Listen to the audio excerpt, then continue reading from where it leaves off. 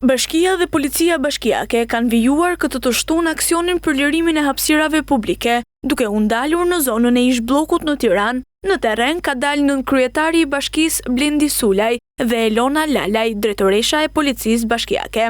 Sipas njoftimeve gjatë kontrollit në terren, u konstatua se subjekte të ndryshme kishin zaptuar hapësirat publike, duke vendosur karrige, tavolina dhe elementë të tjerë pa respektuar rregullat dhe kufijtë e përcaktuar. Nënkryetari i Bashkisë së Tiranës, Blendi Sulaj, theksoi se hapësirat publike janë pronë e përbashkët dhe duhet të shërbejnë qytetarëve, jo të zihen në mënyrë abuzive nga subjekte të caktuara. Kemi filluar një aksion në të gjithë Tiranën, ku do të shikojmë të gjithë ata të cilët kanë abuzuar me hapësirat publike.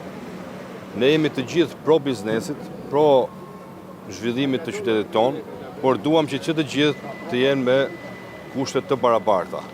Dhe për këtë gjë, ne bashkërisht me Policinë Bashkiake, me të gjithë drejtoritë e tjera, drejtorinë e taksave të bashkisë, po i monitorojmë dhe në rastet do të gjejmë shkelës të cilët nuk paguajnë hapësirën që zënë, Policia Bashkiake do të marrë karrige, tavolina dhe të gjithë objektet që ata kanë vendosur mbi këtë hapësirë publike. Drejtoresha e Policisë Bashkiake, Elona Lalaj, njoftoi se do të ketë kontrolle në vijimsi për çdo biznes apo individ që zapton hapësirën publike. Lalaj theksoi se kontrollet do të shtrihen nga rrugët urbane deri në rrugicat e lagjeve. Për ditë kontrollet në subjekte të ndryshme në territorin e Tiranës janë konstatuar që ka tejkalime dhe abuzime për sa i përket këtyre hapësirave publike. Aksioni për lirimin e hapësirave publike ka nisur që prej korrikut të vitit 2025 në të gjithë Shqipërinë, ku pjesa më e madhe e bizneseve janë detyruar të heqin strukturat metalike dhe karriget që zinin hapësirat publike.